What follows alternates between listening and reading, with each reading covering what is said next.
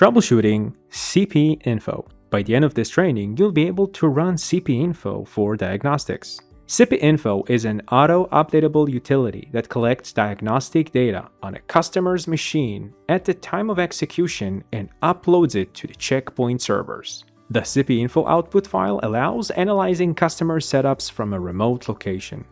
You can follow SK92739 for more information. To do this lab, you will need SmartConsole access and the organizational needs, in this case, troubleshooting an issue. To run the cpinfo, I'm currently connected to my gateway. I've connected over expert mode, and I'm going to type the command, and I'm going to run this command. cpinfo has many variations.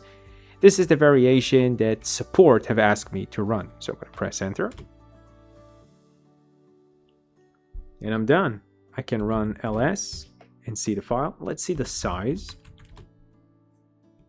Yeah, just 35 mega. Now that the file is ready, I can go ahead and transfer it. cpinfo has many variations. Hold on. This specific variation is generating a local file, but with other variations, and if I had the right SR number, I could have generate cpinfo and share the information directly to Checkpoint.